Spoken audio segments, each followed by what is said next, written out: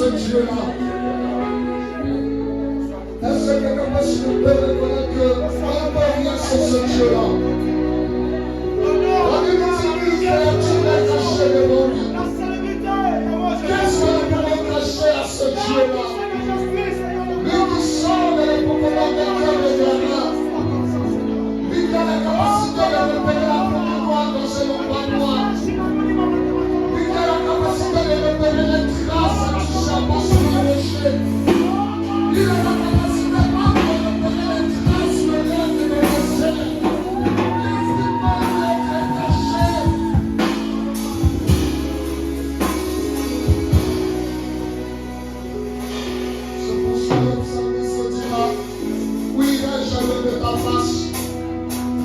De la vie de Dieu, dans le plein milieu de ténèbres, elle devient la lumière. Où est-ce que je peux me cacher loin de ta face?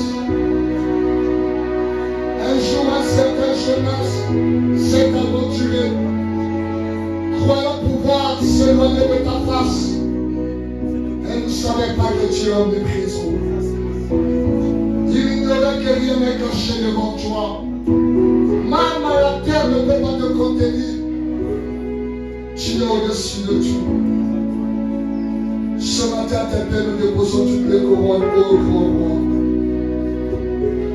Le grand roi et le grand sacrificateur, nous te célébrons cette matinée. Nous réalisons ta mort à la croix pour nous racheter.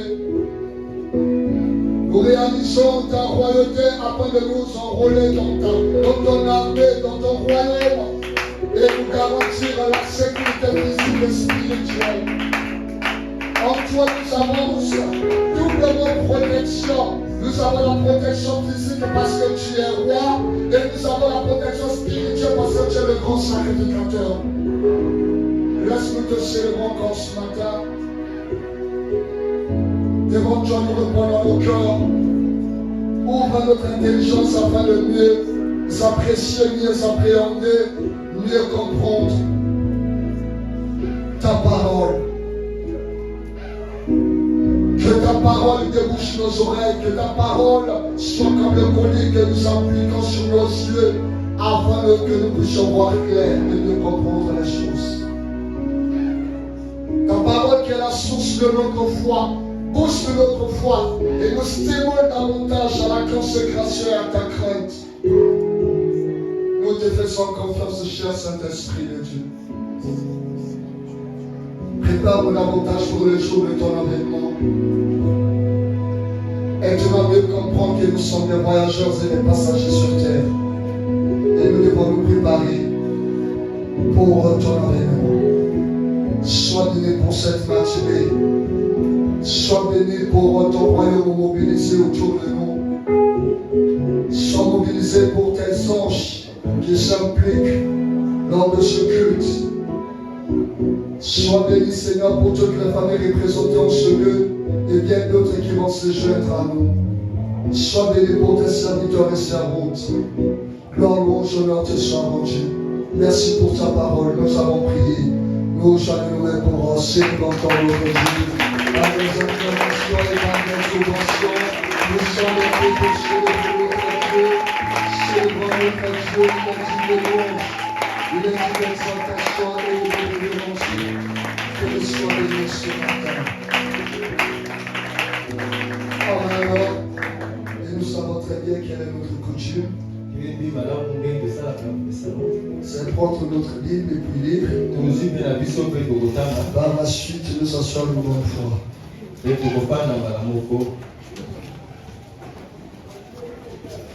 On prend notre Bible.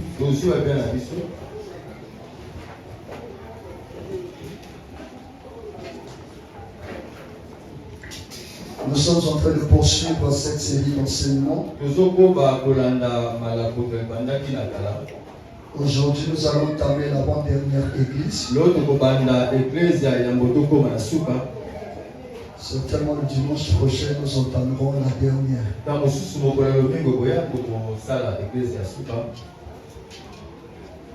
Donc nous sommes sur Apocalypse chapitre 3, versets 7 à 13.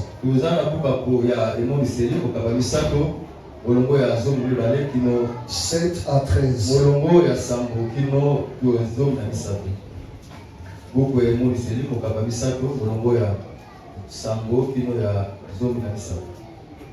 Apocalypse chapitre 3 verset 7 à 13. Apocalypse, c'est le dernier livre de la Bible. Nous lisons au nom du Seigneur Jésus-Christ. Amen. Écrit à l'ange de l'église de Philadelphie. Voici ce que dit le Saint, le véritable, celui qui a la clé de David, celui qui ouvre et personne ne fermera, celui qui ferme et personne n'ouvrira. Je connais tes œuvres. Voici parce que tu as peu de puissance, que tu as gardé ma parole et que tu n'as pas renié mon nom. J'ai mis devant toi une porte ouverte que personne ne peut fermer. Voici, je te donne quelques-uns de ceux de la synagogue de Satan, qui se disent juifs et ne le sont pas, mais qui montent. Voici, je les ferai venir se prosterner à tes pieds et reconnaître que je t'ai aimé. Parce que tu as gardé la parole de la persévérance en moi. Je te garderai aussi à l'heure de la tentation qui va venir sur le monde entier pour éprouver les habitants de la terre. Je viens bientôt. Retiens ce que tu as, afin que personne ne prenne ta couronne. Celui qui vaincra, je ferai de lui une colonne dans le temple de mon Dieu, et il n'en sortira plus. Je crierai sur lui le nom de mon Dieu et le nom de la ville de mon Dieu, de la nouvelle Jérusalem qui descend du ciel et auprès de mon Dieu, et mon nom nouveau. Que celui qui a des oreilles entende ce que l'Esprit dit aux églises. Parole du Seigneur. Amen. On va se mettre. On gagne un peu les mains pour mieux acclamer la parole de Dieu. Acclamons la parole de Dieu. Que Dieu soit loué. Je vous salue tous dans le nom de Jésus. Droit et major de nous retrouver encore cette matinée. Pour certains, on était là depuis le lundi jusqu'au samedi parce que nous sommes au programme de jeûne. Donc tous les jours nous sommes ici pour des enseignements et quelques temps de prière. Et pour d'autres, le programme ne permettant pas, on se retrouve aujourd'hui. Que Dieu soit loué, on fait pour tout. Mais toutefois, rappelons-nous qu'au mois de janvier, nous nous mettons en jeûne. C'est un programme du centre. Donc tous les centres d'évangélisation d'Italie est en état de jeûne. Chacun jeûne chez lui à la maison. Recommande ses projets, ses attentes, ses craintes et autres entre les mains du Seigneur. Et les après-midi, vers le soir, nous nous retrouvons pour partager la parole de Dieu. Et par la suite, nous prions. Et cette semaine qui s'achève a été assez particulière, dans le sens où Dieu nous avait orientés du côté de la responsabilité des parents vis-à-vis de leurs enfants. Les parents ont une grande responsabilité dans l'accomplissement des promesses de Dieu sur la vie de ses enfants. Alléluia. Nous avons parlé des devoirs des parents à l'égard de leurs enfants. Préparer l'avenir des enfants. Orienter les enfants. Et nous avons parlé même de la part des responsabilités des parents concernant la conversion et le salut des enfants. Parce que ce sont les parents qui emmènent les enfants à l'église. Alléluia. C'est une manière de préparer nos enfants pour leur salut. Le meilleur et le plus grand héritage que nous pouvons laisser à nos enfants, c'est la conversion, connaître le Seigneur. Parce que les biens de ce monde ne vont pas nous précéder, ou bien ne seront pas avec nous au ciel. Les biens de ce monde ne garantissent pas le salut de nos âmes. Mais connaître le Seigneur, c'est la garantie. Et c'est le meilleur héritage que nous devons laisser à nos enfants. Faisons de notre mieux pour leur salut. Nous avons parlé aussi de la responsabilité des parents étant des personnes d'autorité sur leurs enfants. Païens ou chrétiens, parce que tu es parent, tu es la personne d'autorité sur la vie de tes enfants.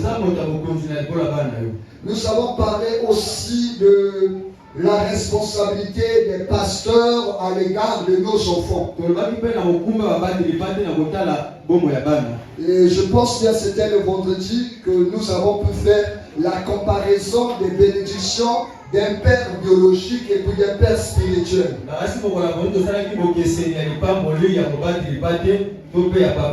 Et tout cela implique d'abord la responsabilité des parents, parce que ce sont les parents qui emmènent les enfants vers les hommes de Dieu. Alléluia. Amen. Raison pour laquelle nous étions dit aujourd'hui, nous ferons une offrande de sacrifice spéciale pour nos enfants. Consacrer nos enfants entre les mains de Dieu. Alléluia. Amen. Je ferme la parenthèse. Et pour aujourd'hui, nous poursuivons notre série d'enseignements tel que dit. Nous sommes en train de voir église après église. Vers la fin de la vie de l'apôtre Jean, il a été isolé dans l'île appelée Patmos parce que les Romains ne savaient plus quoi faire de lui, comment le tuer. Mais c'était le bon endroit pour Dieu afin de lui révéler ces choses. Raison pour laquelle dès que Dieu lui donne cette inspiration, cette révélation, tout de suite il s'attaque ou encore il parle concernant les états des églises. À cette époque de l'Asie mineure, de nos jours nous sommes en train de tirer les leçons concernant chaque église. Et ceux qui suivent cette série d'enseignements depuis le début le savent très bien. Et aujourd'hui nous voyons la 6e église qui est Philadelphie. Je nous ai toujours dit ceci, à chacune des lettres, il y a toujours une introduction spécifique assez particulière. Et cette introduction démontre l'identité de Dieu concernant ce qu'il veut évoquer par rapport à cette église. Donc rien que par rapport à la présentation du Seigneur, ça peut tout de suite donner la suite de ce qui sera évoqué dans le contenu de la lettre. Et pour ici, il se présente comme, je vais le relire. Voici ce que dit le Saint, le véritable, celui qui a la clé de David, celui qui ouvre et personne ne fermera, et celui qui ferme et personne n'ouvrira. Il y a bon nombre de choses à évoquer là-dessus. Il se présente en tant que saint, en tant que véritable, en tant que celui qui tient la clé de David, en tant que celui qui ouvre et que personne ne peut fermer, et qui ferme, personne ne peut ouvrir. Donc pratiquement 4 attributs qu'il présente concernant cette église. Et cela nous laisse entendre bon nombre de choses. Et précisément la portée prophétique du Messie. Il est en train de révéler l'identité et la mission du Messie. Le premier point, il évoque qu'il est le Saint. Il est le Saint. Or, logiquement, nous aurons à lire, mais je vais un peu vite en désordre. Lorsque le Seigneur se présente en tant que saint, il est en train de brandir la dimension de sa sainteté. Et quand on parle de la sainteté de Dieu, il y a une tribu particulière qui est concernée. Précisément précisément concernant le peuple d'Israël. Parce que le peuple d'Israël est composé de 12 tribus. Parmi lesquelles il y en a deux assez particulières. La tribu de Lévi et la tribu de Juda. Et ces deux tribus caractérisent aussi l'identité du Messie. Parmi les prophéties concernant le Messie, les deux tribus sont concernées. Alléluia. Alléluia. Donc un véritable Messie devait avoir en lui l'identité de la tribu de Lévi, c'est-à-dire l'identité du sacrificateur, et aussi l'identité de la tribu de Juda, c'est-à-dire l'identité de la royauté. Alléluia. Parce qu'Israël était dirigé par ces deux tribus. Alléluia. Certes, de temps à autre, il y avait des prophètes. Mais les prophètes étaient des serviteurs isolés que Dieu pouvait tirer, permettre dans n'importe quelle tribu. Mais ne pouvait être sacrificateur que celui de la tribu de Lévi. Ne pouvait être roi que celui de la tribu de Juda. Mais un prophète, Dieu pourrait susciter n'importe qui. Quelqu'un de n'importe quelle tribu. Donc lorsque le Seigneur se présente en qualité du Seigneur, il est en train de brandir son identité en tant que souverain sacrificateur. Alléluia. Et lorsqu'il se présente en qualité du véritable, il est en train de brandir son identité en tant que roi. Donc c'est pour autant dire, c'est lui le saint et c'est lui le véritable roi. Et c'est lui qui regorge l'identité du sacrificateur et puis du roi.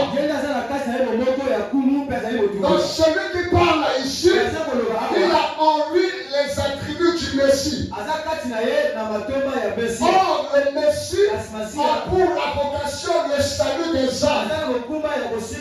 Voilà pourquoi le troisième attribut présenté ici, c'est lui qui tient la clé de David. Pourquoi la clé de David? Alléluia. Amen. Quand on présente David ici, ce n'est pas en qualité de son patriarche. Mais on présente David ici en qualité du roi, de la royauté, comme la royauté. Parce que Dieu a fait deux alliances particulières avec Lévi et avec Juda. Alléluia.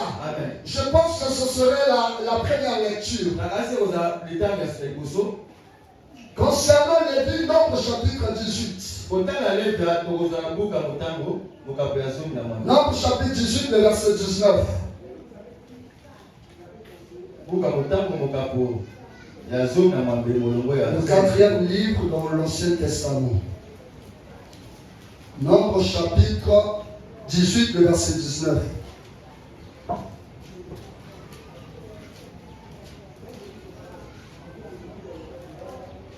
Nombre chapitre 18, le verset 19. La Bible dit ceci. Je te donne à toi, à tes fils et tes filles avec toi, par une loi perpétuelle, toutes les offrandes saintes que les enfants d'Israël présenteront à l'Éternel par élévation. C'est une alliance inviolable et à perpétuité devant l'Éternel, pour toi et pour ta postérité avec toi. Alléluia. Amen. Ça c'est concernant Lévi. Nous allons prendre concernant Juda. Nous allons prendre concernant Juda. 2 Chroniques chapitre 13, verset 5. 2 Chroniques chapitre 13, verset 5. Ne devons-vous pas savoir que l'Éternel, le Dieu d'Israël, a donné pour toujours à David la royauté sur Israël, à lui et à ses fils par une alliance inviolable. Alléluia. Amen. Donc, par rapport à ces deux lectures, nous comprenons la dimension d'alliance inviolable, sinon éternelle, que Dieu a tissée associé avec Lévi et puis Judas. Une alliance éternelle. En notre version, on parle de l'alliance du sel. Parce que quand on parle du sel, c'est quelque chose qui perdure. Parmi les fonctions et les interprétations du sel, on fait cette parenthèse. Mais Dieu tisse cette alliance avec Lévi, que l'alliance avec Lévi reste inviolable. C'est une alliance éternelle. Dieu tisse alliance avec David. Au début, au temps de Jacob, au temps de Moïse, il y avait déjà la bénédiction, la prophétie concernant la royauté attachée à la tribu de Judas. Donc, quiconque est de la tribu de Judas est déjà candidat potentiel pour devenir un roi. Mais au temps de David, alors que David prendra la résolution de bâtir le temple pour Dieu, Dieu va envoyer le prophète Nathan pour lui donner certaines directives. Et puis par la suite, Dieu lui dira, c'est que tu ne manqueras jamais de successeur sur ton trône. Donc tout celui qui deviendra roi doit être issu de David. Donc non seulement il sera issu de Judas, mais il va être issu de David. C'est à propos des Lévites. Si tu es de la tribu de Lévi, tu es d'office sacrificateur dans le temple. Mais dans le temple, il y avait des tâches. Ce n'est pas que parce que tu es Lévi que tu seras toujours sacrificateur. Ce n'est pas parce que tu es sacrificateur que tu seras souverain sacrificateur. Pour être souverain sacrificateur, tu dois être issu d'Aaron. Donc, toujours pouvoir être issu de Lévi. Mais le fait que tu n'es pas issu d'Aaron, tu pourras être souverain sacrificateur. C'est de mal aussi à propos de la royauté. Même si tu es de Judas, le fait que tu n'es pas issu de David, tu ne seras pas roi. Alléluia. Amen. Donc, rappelons-nous de l'histoire de Daniel quand ils étaient déportés à Babylone. Le roi cherchait des princes, des enfants de la race royale. Donc, le peuple pas de la race royale, on fait allusion à la tribu de Judas. Donc, Daniel et ses compagnons étaient de la tribu de Judas. Sauf que certains n'étaient pas issus directement de David. Mais à cause de cela, ils ne pouvaient pas accéder à la royauté. Alléluia. Donc par rapport, nous revenons sur notre texte. Lorsque on dit celui qui tient la clé, celui qui a la clé de David, il y a deux choses. La première, la clé symbolise le pouvoir, représente l'autorité. Et puis la deuxième, David incarne la royauté. On parle du royaume. Donc à ce moment-là, nous comprenons que celui qui tient la clé de David, c'est celui qui a le pouvoir concernant un royaume. Et il s'agit de quel royaume? Lorsque nous lisons la Bible, dans Jean chapitre 18, le verset 36, Jean chapitre 18, le verset 36, Jésus-Christ dira, mon royaume n'est pas de ce monde. J'ai un royaume, mais mon royaume n'est pas de ce monde. Et par la suite, dans Matthieu chapitre 16, verset 19, il dit à Pierre que je te donnerai les clés du royaume. Celui à qui tu ouvriras, il sera ouvert. Celui à qui tu fermeras, il sera fermé.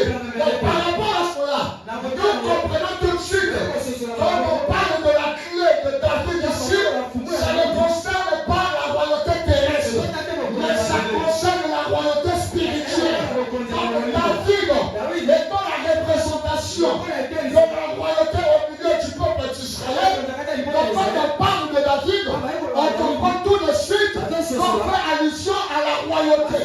Mais ici, le Seigneur est en train de nous expliquer que la royauté dont il est question, ce n'est pas la royauté terrestre. C'est à cause de cela. Beaucoup de Juifs attendaient un roi. Parce que d'après la prophétie le Messie allait régner. Or, pour eux, le fait que Jésus-Christ n'était pas directement roi, cela était une occasion de chute. Cela était un scandale pour eux. Parce qu'ils attendaient un roi, celui qui allait les libérer de la puissance des Romains, celui qui allait les délivrer de la main des Romains. Mais Jésus n'a pas vécu sur terre en qualité du roi. Alléluia. Le séjour de Jésus sur terre était d'abord en qualité du sacrificateur. Je pense que c'était l'année passée, nous avons parlé des raisons pour lesquelles Jésus était venu. Alléluia. C'est lors de son retour qu'il va exaucer sa royauté. Mais sa vie sur terre en plein lieu, il a manifesté sa vie, il a vécu sa vie en qualité du sacrificateur. Voilà pourquoi on brandit d'abord le sein en premier. Parce que c'est celui qui est venu d'abord traiter le problème du péché. Celui qui est venu sauver le peuple. Celui qui est venu sanctifier le peuple. Parce que pour être citoyen de son royaume, il veut que tu sois saint. Il veut que le problème du péché soit résolu. Donc tu ne peux pas appartenir à son royaume aussi longtemps que tu es pécheur. C'est pour cela qu'il a d'abord vécu en tant que sacrificateur pour entourer son peuple de toute iniquité, de toute souillure. Et le jour qu'il reviendra, ça pourra prendre ses citoyens, prendre ses saints pour reformer ce royaume-là. Alléluia. Il est le saint. Il est le véritable. Il est celui qui a la clé. Alléluia. Lorsqu'il ouvre, personne ne peut fermer. Lorsqu'il ferme, personne ne peut ouvrir. Lisons un passage. Zacharie chapitre 6. Parmi les prophéties concernant le Messie. Zacharie chapitre 6. Versets 11 à 13. Pour ceux qui utilisent leur Bible, c'est non loin du Nouveau Testament, donc le dernier livre de l'Ancien Testament. Sinon, l'avant-dernier livre. Zacharie chapitre 6, le verset 11 à 13. La Bible dit ceci. Tu prendras de l'argent et de l'or, et tu en feras des couronnes que tu mettras sur la tête de Joseph, fils de Josadak, le souverain sacrificateur. Là, c'est déjà un problème. Tu lui diras ainsi par l'Éternel des armées. Voici un homme dont le nom est Germe. Germera dans son lieu et bâtira le temple de l'Éternel. Il bâtira le temple de l'Éternel. Il portera les insignes de la majesté. Il s'assiera et dominera sur son trône. Il sera sacrificateur sur son trône et il régnera entre l'un et l'autre, c'est-à-dire entre le sacrificateur et le roi. Alléluia. Amen. Une prophétie concernant le Messie. L'Éternel parle à Zacharie le prophète. On doit prendre des matières précieuses pour fabriquer une couronne. Et la couronne doit être déposée sur la tête du souverain sacrificateur. Or, le souverain sacrificateur ne porte pas la couronne. Le souverain sacrificateur n'a pas de trône. Donc ce geste ne va pas seulement lui porter humaine physique, mais c'était une portée prophétique concernant le Messie. Alléluia. C'est par rapport à cela, à certains moments, quand on prie, on pose des actes prophétiques. Alléluia. Fabrique une couronne. Pose ça sur la tête du souverain sacrificateur. Ça ne se fait jamais. Alléluia. C'est un désordre. Le sacrificateur ne porte pas le couronne. Alléluia. Et puis la Bible continue que voici un homme qui naîtra, il s'appellera le germe. Et il va germer. C'est lui qui va bâtir le temple. Et par rapport à cela, nous comprenons aussi, dans tous les cas, le sacrificateur n'a jamais bâti le temple. Ça a toujours été soit le peuple, soit les rois. Il a bâti le temple.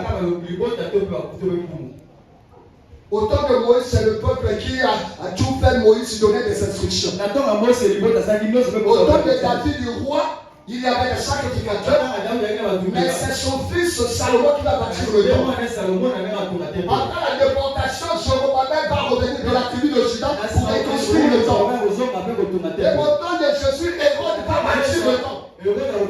Aucun sacrificateur. Alléluia. Donc par rapport à cette prophétie, on comprend que cela n'avait rien à voir avec le sacerdoce de leur temps. Mais c'était une portée prophétique, des choses à venir. Et celui qui allait s'asseoir sur le trône, celui qui allait dominer. Et la Bible précise, il y aura une parfaite harmonie entre les deux. Parce que logiquement, le sacrificateur ne devait jamais prendre la place du roi. C'était une abomination. Et le roi ne pouvait jamais prendre la place du sacrificateur. C'était une abomination. Donc chacun restait dans son coin, dans sa zone d'autorité, ne pouvait jamais aller au-delà. Donc les choses qui concernent la nation, la diplomatie, le sacrificateur doit se renseigner auprès du roi. Les choses qui concernent la vie spirituelle, le roi doit se battre auprès du sacrificateur. Parce que chacun a sa zone d'autorité. Mais ici, la Bible est en train de parler d'un homme qui va cumuler tous les deux. Parce qu'effectivement, il y avait de temps à autre cette contradiction entre les sacrificateurs et puis les rois. Il y avait de temps à autre parfois la confusion entre les deux. Ils étaient tous corrompus. C'est pour que Dieu va se décider que ce soit un seul homme qui pourra mieux assurer ces deux fonctions. Alléluia. Le véritable, le saint, celui qui a la clé de David. Lorsqu'il ouvre, personne ne peut fermer. Lorsqu'il ferme, personne ne peut ouvrir. Mais quand le passage de verset 8, nous allons comprendre de quoi il s'agit. Quand il ouvre là, il s'agit de quoi? Amen. Est-ce que quelqu'un me saisit? Le verset 8 dit ceci. Je connais tes œuvres. Voici parce que tu as peu de puissance, que tu as gardé ma parole et que tu n'as pas renié mon nom. J'ai mis devant toi une porte ouverte que personne ne peut fermer. Donc par rapport à cela, il ne s'agit pas tout simplement des portes d'opportunité pour se faire de l'argent, des promotions, d'élévation. Mais il s'agit plutôt des portes pour annoncer l'évangile. Lorsque Paul dit dans 1 Corinthiens chapitre 16, le verset 9, une porte grande et la taille efficace, mais ouverte. Mais il y a beaucoup d'ennemis, beaucoup d'adversaires. Il ne fait pas allusion à la porte financière, mais plutôt à la possibilité d'annoncer l'évangile. Donc le Seigneur, quand il parle ici, quand il tient la clé qui ouvre, la clé qui ferme, il fait tout simplement allusion au fait que c'est lui qui a le pouvoir d'ouvrir et donner accès au royaume de Dieu. C'est lui qui a ce pouvoir-là. S'il est ferme, tu ne pourras pas accéder au royaume de Dieu. Voilà pourquoi il est dit, il est le chemin, la vérité et la vie. Nul ne fait au Père que par moi. Tu ne peux pas accéder au royaume de Dieu si tu ne passes pas par lui. Parce que c'est lui qui tient la clé. S'il est ouvre, personne ne pourra fermer. Et s'il est ferme, personne ne pourra t'imposer. Et il a dit à Pierre, je te donnerai les clés du royaume. C'est-à-dire, Pierre, je te donne le pouvoir d'annoncer l'évangile. C'est-à-dire par toi, les nouvelles âmes pourraient être gagnées, pourraient être sauvées et accéder au royaume de Dieu. Lorsque tu annonceras la parole et que les gens vont écouter, les gens vont accepter, en d'autres termes, tu es en train de leur ouvrir la porte pour accéder au royaume de Dieu. Alléluia. C'est lui qui ouvre cette porte, la possibilité d'annoncer l'évangile, de prêcher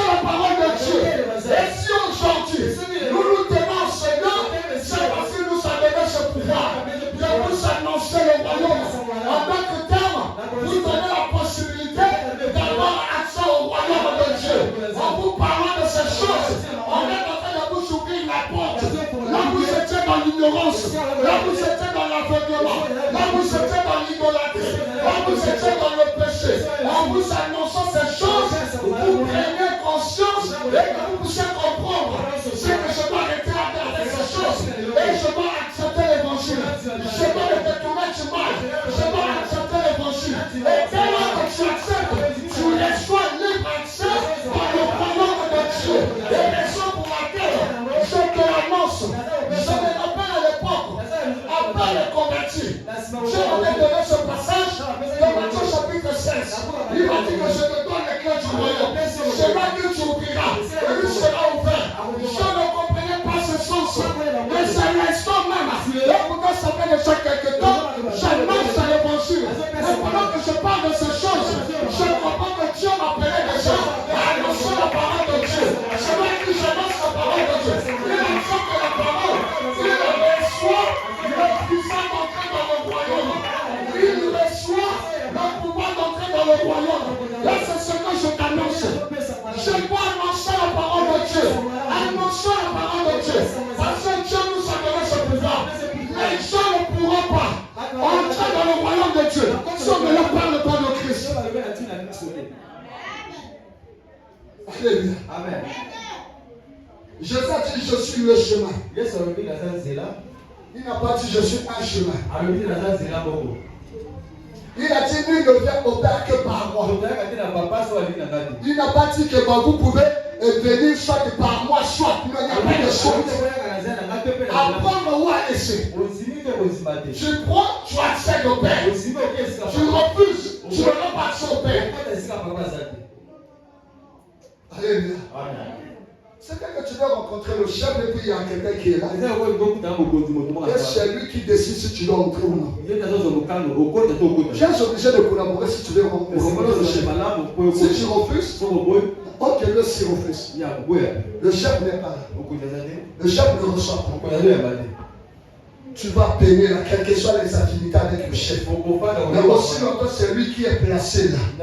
Tu es obligé de collaborer avec lui pour qu'il te donne accès. Alléluia. J'ai mis devant toi une porte que personne ne pourra fermer. C'est-à-dire, je te donne la possibilité d'annoncer l'évangile. Et parce que tu vas annoncer l'évangile, personne ne pourra empêcher les gens d'entrer dans le royaume de Dieu. Raison pour laquelle je déclare, je proclame que toi aussi tu vas avoir accès au royaume de Dieu. Toi aussi tu as accès au royaume de Dieu. Je ne suis pas là pour faire de vous les citoyens du royaume terrestre. Je suis là pour faire de vous les citoyens du royaume céleste. Et je vous annonce cela. En d'autres termes, je suis en train de vous ouvrir des portes. C'est-à-dire, les choses que je pouvais facilement comprendre sur l'application, je suis en train de partager avec vous pour vous ouvrir la porte, que vous puissiez avoir accès à ces connaissances et que par ces connaissances-là, vous puissiez accéder à la vie éternelle. Alléluia. Et il dit encore, je me montre un peu le verset 8. Il dit ceci. Je connais tes œuvres. Vous allez constater dans toutes les églises, il y avait toujours ce que j'ai contre toi. Il y a deux églises que Dieu ne reproche rien. L'église de Smyrne et l'église de Philadelphie. Mais les 5 autres, il y avait toujours un reproche. Lorsqu'il disait je connais tes œuvres, la suite c'était un reproche. Mais s'il me dit Dieu, je connais tes œuvres, et la suite c'est quoi? Voici parce que tu as pas de puissance. Je vais mettre une petite virgule là. Il dit tu as pas de puissance. Dieu reconnaît que tant que tu es là, tu n'es pas assez fort, tu n'es pas assez grand, tu ne dépasses pas tout le monde, tu n'as pas de puissance, tu ne peux pas réaliser les choses comme les autres, tu ne peux pas te comparer à X ou à Y, tu ne peux pas égaler un tel. Dieu reconnaît cela. Et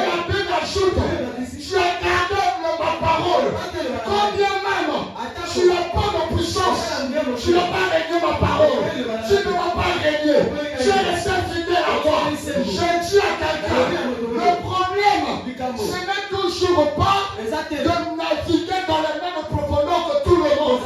Le problème, c'est que Dieu doit t'agréer.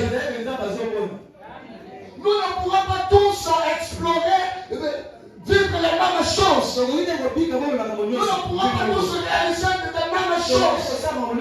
C'est quoi ce cela nous constatons l'exode des fidèles d'église en église. Parce qu'ils cherchent l'église de puissance, l'église de miracle, l'église de ticotac, l'église de ceci, l'église de cela. Quand on est dans le Seigneur, le problème ce n'est pas d'aller d'église en église. Le problème est que Dieu est en train de t'agréer. C'est d'abord ça le plus grand problème. Parce que tu pourras te rendre dans l'église de grande puissance. Mais peut-être que ce n'est pas ta place. Ce n'est pas le nom que Dieu t'a appelé. Et tu pourras perdre ton temps. Ne soyons pas complexés. N'ayons pas de complexe d'infériorité. Parce que les gens font comme ceci. Et nous n'en avons pas. Parce que les gens font fait ceci. Et nous n'en avons pas fait. Parce que les gens font telle chose. Nous n'en avons pas. Bien aimé dans le Seigneur. Et pourtant nous prions le nom de Dieu. Le nom de Jésus. Mais pourquoi les autres, ça marche. Mais chez moi, chez nous, ça ne marche pas. Et comme nous sommes habitués à trouver des boucs émissaires, certains voient les sorciers, certains voient les démons, ou encore, certains voient, ils doivent voir le péché à la base. Bien-aimé dans le Seigneur, Dieu n'agit toujours pas selon notre conception des choses. La Bible dit, Dieu agit infiniment au-delà de ce que nous pensons et nous imaginons. Lorsque nous croyons en Dieu, lorsque nous prions Dieu, nous ne retirons pas les ombres. Nous ne lui donnons pas la méthodologie d'agir. Nous prions tout simplement et à lui de savoir comment faire pour aboutir à telle solution. Nous ne lui donnons pas des ombres. Nous ne lui donnons pas de direction. Tu vas commencer par ici, après ici, après là, ce n'est pas ça. Nous prions Dieu et il est libre d'agir. Il est libre d'agir pour attirer gloire à son nom. Il est libre d'agir pour donner gloire à son nom. Dans tous les cas, lorsque Dieu agit, ce n'est pas à cause de nous, mais c'est à cause de la gloire de son nom. Amen. Tu n'as pas de puissance. Tu as gardé ma parole. Et tu n'as pas régné mon nom. Wow. Quelqu'un qui n'a pas de puissance, il a continué à garder la parole de Dieu. Quel que soit le problème, il n'a pas régné le nom du Seigneur. Bien-aimé dans le Seigneur, Église de Dieu, gardons la parole de Dieu. Gardons la parole de Dieu. Attachons-nous à la parole de Dieu. Pratiquons la parole de Dieu. Recherchons la parole de Dieu. Pratiquons la parole de Dieu. Avoir la puissance, c'est avoir la parole de Dieu. Avoir la puissance, c'est avoir la parole de Dieu. Avoir les miracles, c'est avoir la parole de Dieu. Avoir les témoignages, c'est avoir la parole de Dieu. Avoir la délivrance, c'est avoir la parole de Dieu. Avoir la guérison, c'est avoir la parole de Dieu. Avoir la prospérité, c'est avoir la parole de Dieu. Gardons la parole de Dieu. Gardons la parole de Dieu. Aimons la parole de Dieu. Attachons-nous la parole de Dieu. Pratiquons la parole de Dieu. C'est la parole qui sauve. Tout passera. Tout passera. Sauf la parole de Dieu. Les miracles passeront. La délivrance passera. La guérison passera. Et la parole de Dieu demeure éternellement. Et la Bible dit, Dieu est la parole faite de chair. La Bible ne dit pas, il est la délivrance faite de chair. La Bible ne dit pas, il est la prophétie faite de chair. Mais il est la parole faite de chair. La parole faite de chair. Tout a été créé par la parole. C'est la parole qui produit tes secrets. C'est la parole qui déclenche les miracles. C'est la parole qui garantit le salut. Ce n'est pas la délivrance qui sauve, mais c'est la parole de Dieu. Ce n'est pas la guérison qui sauve, mais c'est la parole de Dieu. Aimons la parole de Dieu. Pratiquons la parole de Dieu. Recherchons la parole de Dieu. Pratiquons la parole de Dieu. Aimons la parole de Dieu. La Bible dit, tu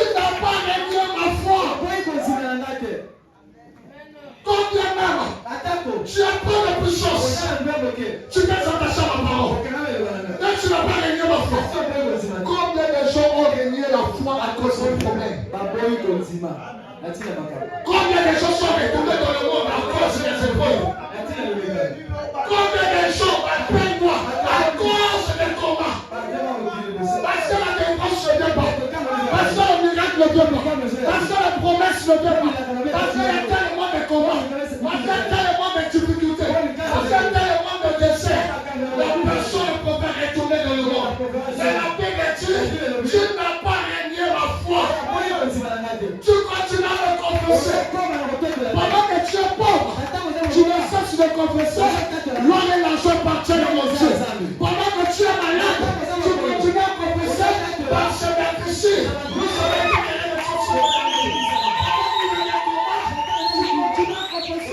l'Éternel est ma bannière.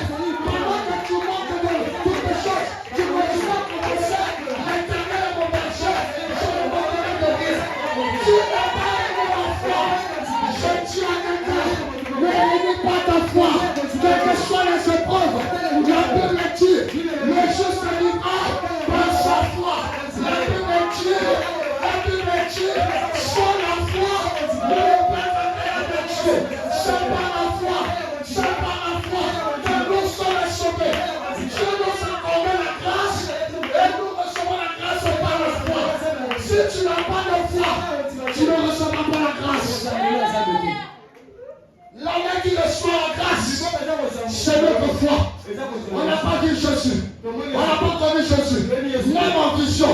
Mais nous croyons de tout notre cœur. Comme il est écrit, l'Esprit de Dieu rentre témoignage à mon esprit que je suis enfant de Dieu. Même si je ne l'ai pas vu, même si je ne l'ai pas rencontré, par ma foi, je crois qu'il est vivant. Il est ressuscité. Et il est venu me chercher. Je passerai l'éternité à ses côtés. Je crois que tu m'as dit. Ne réunis pas ta foi. Combien même ça ne sera pas du tout facile. D'ailleurs, je ne sais ce que nous répétons ici. Les élèves du fonctionnement de la foi, ce sont les épreuves. On reconnaît que de foi, c'est par les épreuves qui ont Dieu. Sans pourtant se détourner de Dieu. Il continue à prier. Il continue à craindre Dieu. Il continue à servir Dieu. Quand il ne savait pas, il est toujours là. Il a le blocage. Il est toujours là. Il a peut-être 1000 francs. Alors qu'on n'a pas soutenu l'œuvre de Dieu. Il doit se prendre 700 tous les 1000 francs donnés. Mais pourtant il reste avec rien. Et Dieu pour mon Dieu, je vais le faire. Ne réunis pas ta foi. Quelle est circonstance ne détruise pas ta foi. Quel est problème ne détruise pas ta foi. Quel est combat ne détruise pas ta foi. Toute ton humiliation ne détruise pas ta foi. Garde ta foi. Garde ta foi. Garde ta foi. Ce qui sauve l'homme, c'est sa foi en Jésus-Christ. Alléluia. Il n'a pas régné sa foi. Oh, Église, nous voulons des miracles, des délivrances, une vie heureuse, paisible, une vie prospère. Ce n'est pas mauvais. Mais ne perdons jamais notre foi. Parce qu'il y a des gens qui ont possédé ces choses ont régné leur foi. Il y a des gens qui ont possédé ces choses, ont quitté l'église. Il y a des gens qui ont possédé ces choses, aujourd'hui ne brillent plus. Il y a des gens qui ont possédé ces choses, venir à l'église ne devient plus qu'un format. Il y a un formalisme. Son cœur n'y est plus. Il vient quand même à l'église. On le voit faire l'intention de terre. Mais en réalité, dans son cœur, il est déjà loin de Dieu.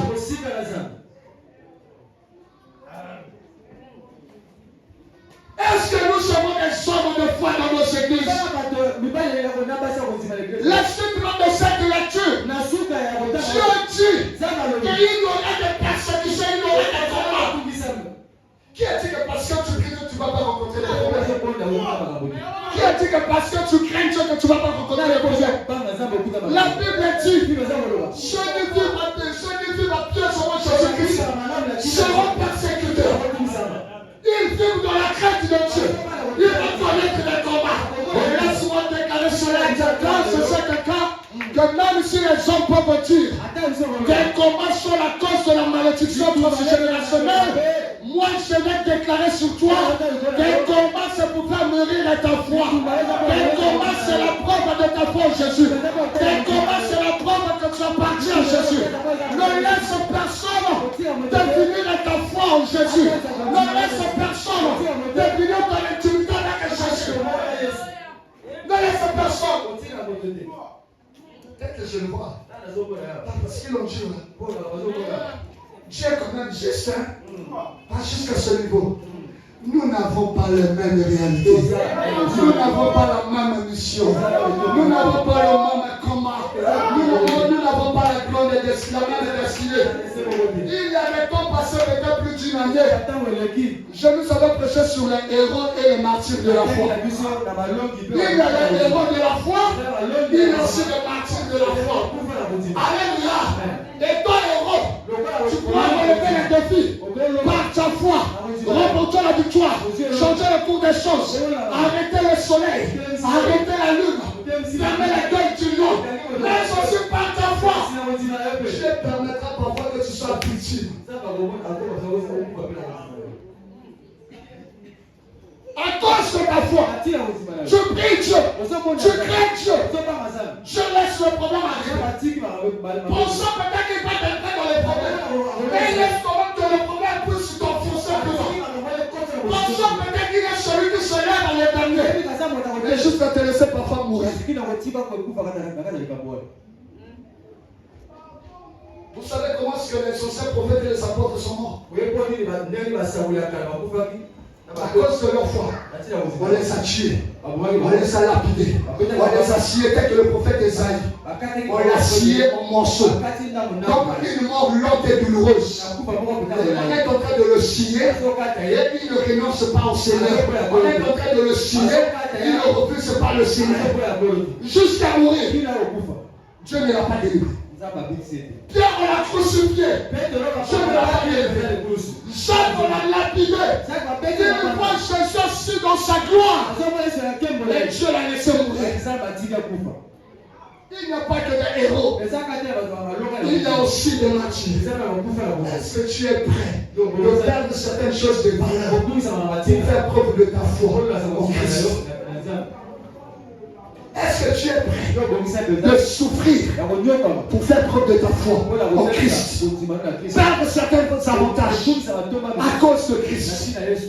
Le baptême de la souffrance. Est-ce que nous sommes prêts pour le baptême de la souffrance? Église de Dieu, nous qui voulons la prospérité, est-ce que nous sommes prêts pour le baptême de la souffrance? Est-ce que nous sommes prêts? Est-ce que nous sommes prêts? Le prophète Élisée, il meurt à cause de la maladie. Lui qui a opéré autant de miracles, plus que son père spirituel Élie, il a même ressuscité les morts. Il tombe malade jusqu'à mourir par la maladie. Mais après des temps, ses os ressuscitent les morts. Mais lui-même est mort par la maladie. L'onction là ne l'a pas guéri. L'onction là ne l'a pas préservé de la mort. Il est mort. Et ses os ressuscitent quelqu'un. Est-ce que nous sommes prêts à payer le prix qu'il faut pour notre foi? Tu jouis de certains avantages et qu'un jour on te dise désormais c'est fini. Soit tu adhères ou tu laisses. Tu perds tout. Tu vois tous les privilèges. À comparer à la souffrance. Est-ce que tu es prêt à mourir célibataire au lieu d'être 2, 3, 4, 5e bureau? Est-ce que tu es prêt à mourir sans enfant que d'aller consulter des féticheurs? Est-ce que tu es prêt à mourir dans la pauvreté que d'aller contracter le pacte avec le diable pour devenir prospère? Est-ce que tu es prêt? Alléluia. Ne pas renier sa foi. Ne pas renier sa foi.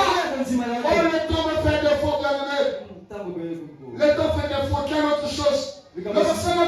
dit ceci. Voici, je te donne quelques-uns de ceux de la synagogue de Satan, qui se disent juifs mais ne le sont pas, mais qui montent. Voici, je le demande de se poster à tes pieds et reconnaître que je t'ai aimé.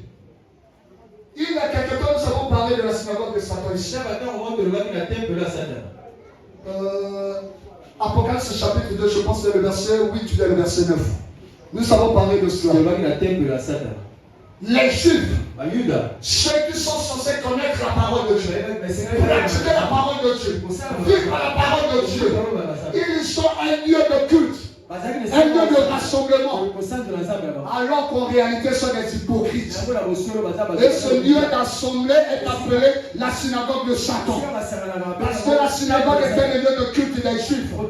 C'est-à-dire lorsqu'ils partent à leur lieu de culte, au lieu de célébrer Jésus, là ils font plutôt le n'importe quoi. C'est pour cela la dernière fois que nous avons parlé de ça, j'ai dit ne faisons pas de notre église la synagogue de Satan. Ne font pas les choses de Satan dans cette église. Ne militons pas pour les œuvres de Satan dans cette église. On vient ici pour devenir saint et être sauvé.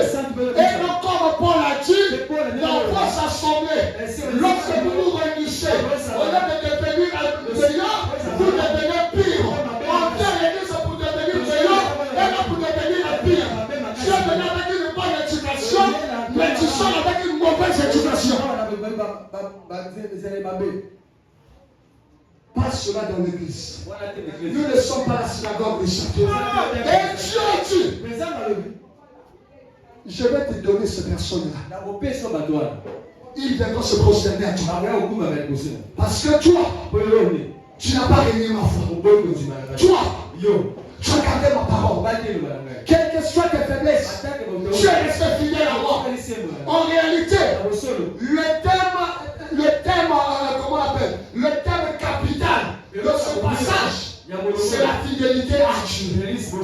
Quels que soient les problèmes, restons fidèles à Dieu. Et non pas le Seigneur. Dieu dit, ces Juifs-là, ceux qui prétendent me connaître mieux, ceux qui prétendent avoir plus de connaissances, moi Dieu, je vais les emmener à tes pieds. Je dis à quelqu'un, à cause de ta fidélité, il y a certaines personnes que Dieu forcera à se prosterner devant toi. Oh, je dis à quelqu'un, tu ne finiras pas ta vie dans l'humiliation, tu ne finiras pas ta vie dans ces épreuves-là.